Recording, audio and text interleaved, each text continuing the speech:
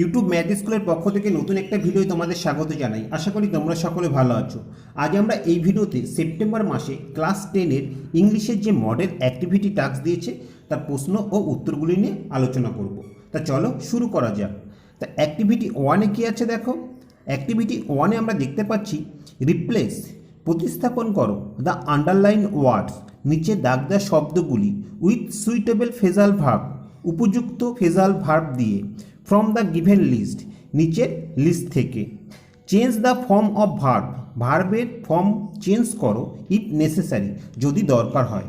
Write the answer, উত্তরগুলি লেখো in the given space, যে জায়গাগুলি ফাঁকা দেওয়া আছে সেই জায়গাতে। ওয়ান এক্সট্রা ফ্রেজাল ভার্ব, একটা অতিরিক্ত ফ্রেজাল ভার্ব ইজ গিভেন, দেওয়া হয়েছে ইন দ্য লিস্টে। তাহলে চলো আমরা প্রথমে লিস্টে ফ্রেজাল ভার্বগুলি দেখে নিই। এখানে লিস্ট অফ ফ্রেজাল ভার্বসে কী আছে? গিভ অ্যাওয়ে, গিভ অ্যাওয়ে কথার অর্থ হচ্ছে বিতরণ করা বা দান করা। টার্ন ডাউন, অগ্রাহ্য করা। লুক ফর, খোঁজ করা। পুট আপ উইথ, ধৈর্য সহকারে সহ্য করা। তা এক দাগে কী আছে দেখো। এক দাগে আমরা দেখতে পাচ্ছি মাই ওল্ডার ব্রাদার, আমার দাদা, ইজ ইন সার্চ অফ, খোঁজ করছে, এ জব, একটি কাজ। তাহলে আমার দাদা একটি কাজ খোঁজ করছে, অর্থাৎ এই ইন সার্চ অফ কথার অর্থ হচ্ছে খোঁজ করা। তা আমরা কি দেখলাম? আমরা দেখলাম লুক ফর হচ্ছে খোঁজ করা। তা যেহেতু এখানে ইজ আছে অর্থাৎ এটি কন্টিনিউয়াস টেন্সে আছে, তার জন্য আমাদের কি করতে হবে?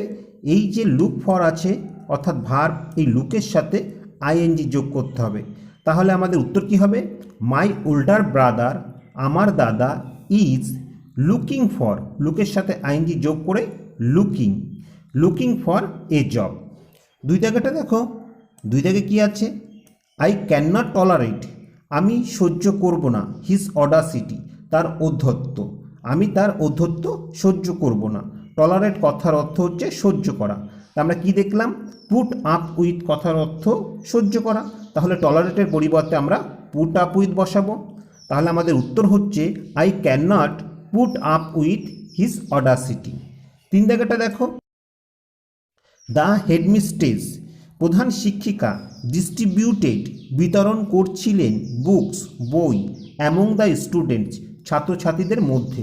তাই এখানে আছে ডিস্ট্রিবিউটেড, বিতরণ করছিলেন। ডিস্ট্রিবিউট কথার অর্থ বিতরণ করা, আর ডিস্ট্রিবিউটেড বিতরণ করছিলেন।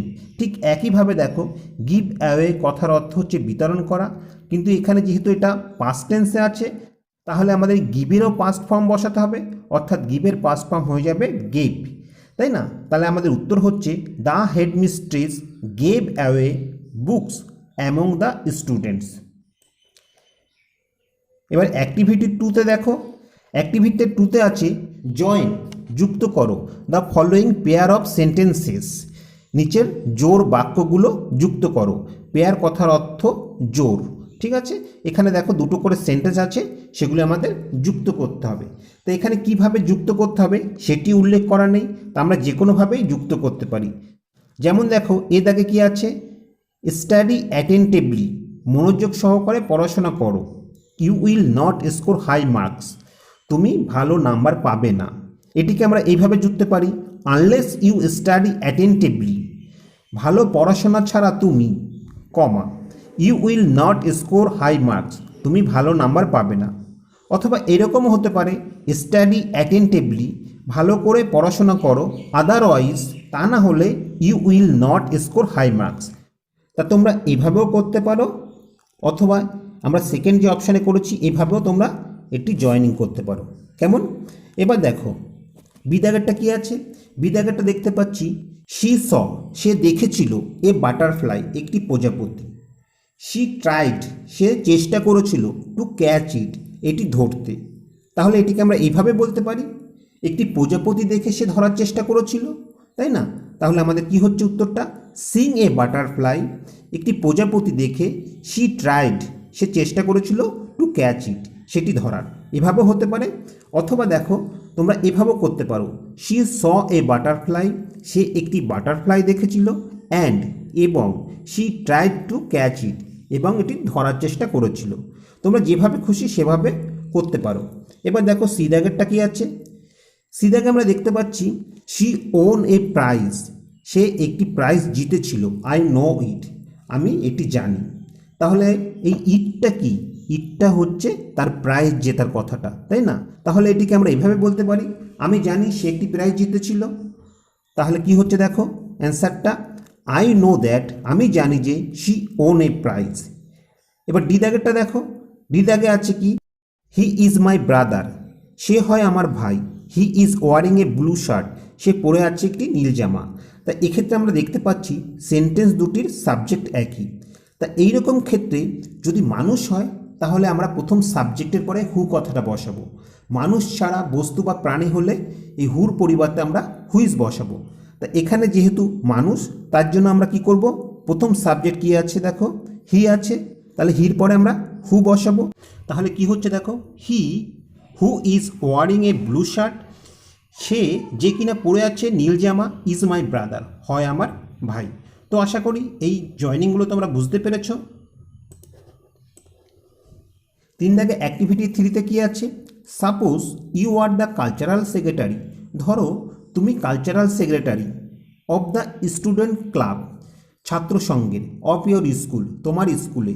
রাইট এ নোটিশ, একটি নোটিশ লেখো, ইন অ্যাবাউট 100 ওয়ার্ডস, 100 শব্দের মধ্যে।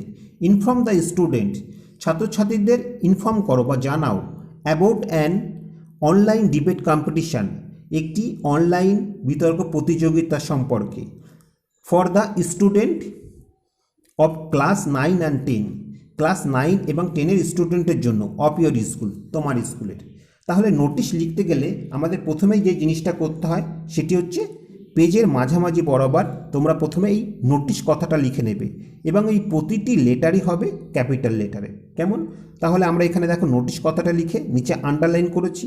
তারপরে তোমরা এখানে স্কুলের নাম লিখবে, নোটিশের বিষয়বস্তুটা এখানে লিখবে এবং এপাশে নোটিশের ডেটটা লিখবে। অর্থাৎ যে ডেটে অনুষ্ঠান হবে তার থেকে প্রায় 8-10 দিন আগের একটা ডেট তোমরা এখানে লিখবে। যেমন আমরা এখানে ঠিক করেছি যে 5ই সেপ্টেম্বর শিক্ষক দিবস উপলক্ষে একটি বিতর্ক প্রতিযোগিতা অনুষ্ঠিত হবে আমাদের স্কুলে। তাহলে 5ই সেপ্টেম্বরের মোটামুটি 8-10 দিন আগে আমরা একটি ডেট 26/7 আমরা ফিক্সড করেছি। এখানে রেফারেন্স নাম্বার, এটি বিশেষ গুরুত্বপূর্ণ নয়, এটি না দিলেও হবে। তাহলে দেখো আমরা কি লিখেছি। স্কুল নোটিশের ক্ষেত্রে তোমরা এভাবে শুরু করতে পারো, this is to inform that the student club of our school, এটি জানানো যাচ্ছে যে আমাদের স্কুলের student club is going to organise, আয়োজন করতে চলেছে অ্যান অনলাইন ডিবেট কম্পিটিশন, একটি অনলাইন বিতর্ক প্রতিযোগিতার অন 5 সেপ্টেম্বর, 5ই সেপ্টেম্বর 2021, 2021 অ্যাট 10 AM, সকাল 10টায়। Only the student of class 9 and 10 can participate, শুধুমাত্র 9 এবং 10-এর স্টুডেন্টরা পার্টিসিপেট করতে পারবে ইন দ্য ডিবেট কম্পিটিশান, এই ডিবেট কম্পিটিশানে। দ্য টপিক, বিষয়বস্তু, অফ দ্য ডিবেট কম্পিটিশান, এই বিতর্ক প্রতিযোগিতার, ইজ, হয়, e learning versus classroom learning. Student can participate, ছাত্রছাত্রীরা পারবে অংশগ্রহণ করতে, ইন দিস ডিবেট কম্পিটিশান, এই বিতর্ক প্রতিযোগিতায়, অনলাইনে, ফ্রম দেয়ার হোম, তাদের বাড়ি থেকে, ইউজিং স্মার্টফোন ব্যবহার করে। উইলিং স্টুডেন্টস, আগ্রহী ছাত্রছাত্রীদের, আর রিকোয়েস্টেড, অনুরোধ করা হচ্ছে, টু রেজিস্টার দেয়ার নেম, তাদের নাম নথিভুক্ত করতে, থ্রু ইমেলের মাধ্যমে, অর হোয়াটসঅ্যাপের মাধ্যমে, অন অর বিফোর 4 সেপ্টেম্বর, হয় 4 সেপ্টেম্বরে অথবা 4 সেপ্টেম্বরের আগে 2021। WhatsApp number and email address, WhatsApp number এবং ইমেল অ্যাড্রেস আর মেনশন, উল্লেখ করা হয়েছে, বিলো, নিচে।